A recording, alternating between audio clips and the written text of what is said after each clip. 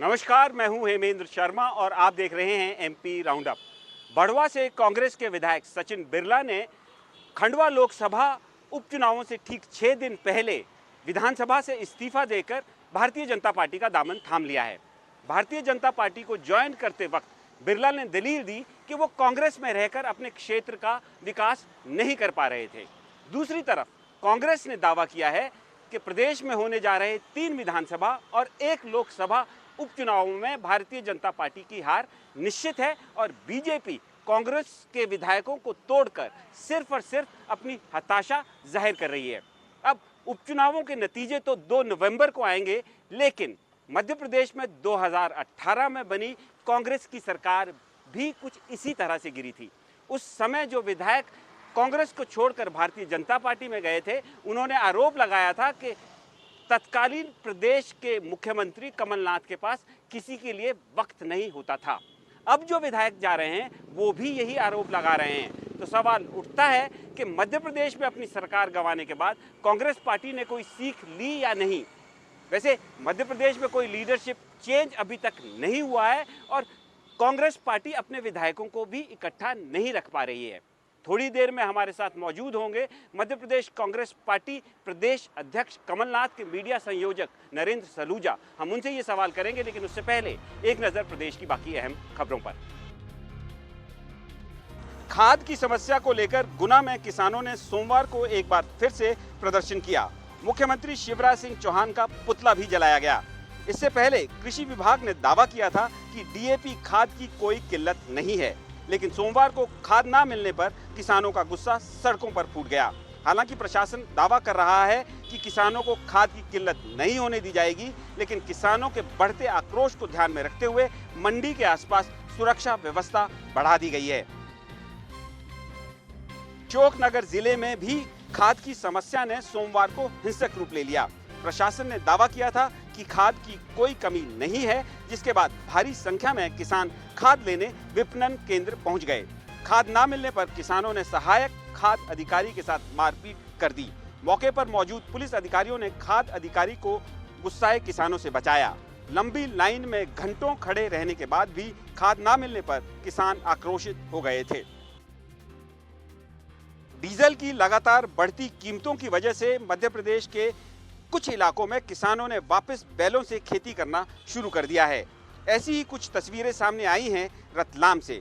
किसानों का कहना है कि डीजल की बढ़ती कीमतों की वजह से ट्रैक्टर से खेती करना उनकी पहुंच से बाहर हो गया है। किसानों का यह भी कहना है कि जहां पर पहले 500 रुपये खर्च होते थे, वहां अब 1000 रुपये खर्च हो रहे हैं। बैलों के साथ खेती करना फिलहाल ट्रैक्टर से खेती करने से सस्ता पड़ रहा है।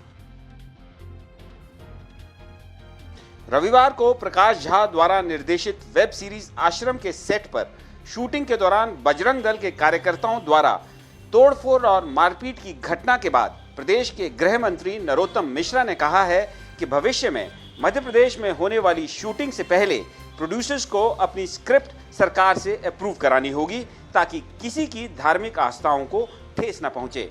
मिश्रा ने प्रकाश झा को भी नसीहत दी है कि वो जो गलत काम कर रहे हैं उस पर गंभीरता से चिंतन करें।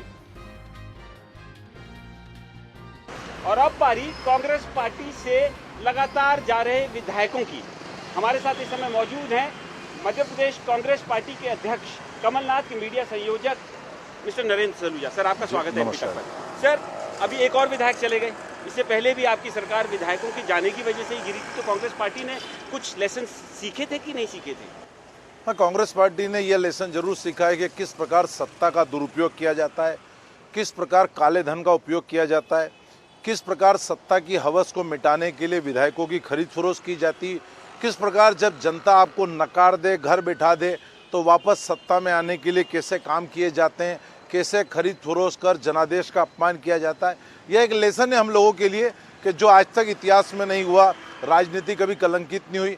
भाजपा ने इस कलंकित राजनीति की शुरुआत करी है। मोदी अमित शाह के आने के बाद राजनीति कलंकित हो गई। सही बात कह रहे हैं जी। लेकिन आपकी सरकार गिरी 2018 में। जनता ने 15 साल बाद कांग्रेस को मध्य प्रदेश में शासन दिया, राज करने का मौका दिया, आपकी सरकार चली गई, विधायक लोग चले गए, कहने लगे कि कमलनाथ जी के पास किसी के लिए समय नहीं होता था। आज जो विधायक जा रहे हैं वो भी यही बात कह रहे हैं कि कमलनाथ जी के पास समय नहीं। तो कांग्रेस पार्टी अंदरूनी कभी अंदर खाते सोचती है, अपने बारे गिरेमान में झांकती है कि हमें क्या सही करना चाहिए ताकि हम अपने लोगों को तो इकट्ठा रख सकें। क्या जो लोग बिके हैं, जिन लोगों को खरीदा गया, क्या वो ये बोलेंगे कि हम पैसे लेके बिके? क्या वो यह कहेंगे कि हमने इतने पैसे लिए इसलिए हमने पार्टी बदली? अब उनको अपना, मेरी बात, मेरा जवाब सुने, यदि उनको अपना दामन साफ रखना है तो वो तो कहेंगे कि कमलनाथ जी ऐसे थे, कांग्रेस ऐसी थी, शिवराज जी ऐसे हैं, बीजेपी की नीति ऐसी है। अब आप देखें, कल सचिन बिरला गए, सचिन बिरला ने कहीं भी कमलनाथ जी या कांग्रेस को कोसा है? उनने कहा मैं अपने क्षेत्र के विकास की योजनाओं को लेके गया। भारतीय जनता पार्टी हर खरीदने वाले को एक स्क्रिप्ट लिख के देती है, उस स्क्रिप्ट के तहत कांग्रेस के नेताओं को और कांग्रेस को कोसने का काम होता है, सब जानते हैं। लेकिन भारतीय जनता पार्टी जितनी भी ये कलंकित राजनीति कर लें, भारतीय जनता पार्टी को जनता घर बिठाएगी और इसका करारा जवाब देगी। सर, बिकने वाले भी तो लेकिन कांग्रेसी ही हैं। देखो, ये बिकाऊ की मंडी उन्होंने बना रखी है। अब हम देखते हैं कि कई अधिकारी बिक जाते हैं, हम देखते हैं कि कई गुप्तचर एजेंसियों के लोग भी बिक जाते हैं। तो ये तो बोली की मंडी है, जिसको बिकना होगा बिकेगा, जिसको टिकना होगा टिकेगा। ईमानदार लोगों की भी कमी नहीं है, निष्ठावान लोगों की भी कमी नहीं। कांग्रेस आज इतनी 135 वर्ष पुरानी पार्टी है, तो ये निष्ठावान बड़ा समुंदर है, बड़ा जहाज है। आज कई निष्ठावान आज भी टिके हुए हैं। जो निष्ठावान जो टिके हुए हैं अभी, क्या वो टिके रहेंगे आगे? और कोई नहीं जाएगा कि अब कांग्रेस पार्टी और नीचे चलती जाएगी? देखिए, ईमानदार आदमी तो कभी नहीं जाएगा, जाएगा बेईमान। और यदि कोई बोरी का मुंह लेके खोल के चल रहा है, करोड़ों रुपए दिखा रहा है। खुद शिवराज जी का कल वीडियो सामने आया, कमलनाथ जी ने ट्वीट में किसी का नाम नहीं लिया, वो खुद कह रहे हैं नारायण पटेल के बारे में कह रहे हैं 20 करोड़ में बिक गया, सचिन बिरला बिका हुआ, तो रेट भी वो खुद बता रहे हैं, बिका हुआ भी खुद बता रहे हैं। कांग्रेस ने तो किसी का नाम नहीं लिया। और देखो, पूरे प्रदेश की जनता सच्चाई जानती है, और हमारे पास तो प्रमाण भी सामने आए। जब खरीदा, कितने कितने करोड़ का ऑफर था, क्या क्या पद का लालच था, कहाँ पैसे गए, कहाँ से पहुंचे, सब पता है। सभी को पता है कि किस प्रकार डील हुई, सौदेबाजी हुई। तो कांग्रेस पार्टी के हिसाब से उनको सारी जानकारी थी, सारी जानकारी है कौन कितने में बिका। लेकिन सोचने वाली बात यह है कि कांग्रेस पार्टी उन विधायकों को भारतीय जनता पार्टी में जाने से नहीं रोक पाई और अपनी सरकार मध्य प्रदेश में नहीं बचा पाई। नहीं, मैं गद्दार। आज सिर्फ इतना ही, कल फिर मुलाकात होगी, तब तक के लिए थैंक यू, गुड बाय।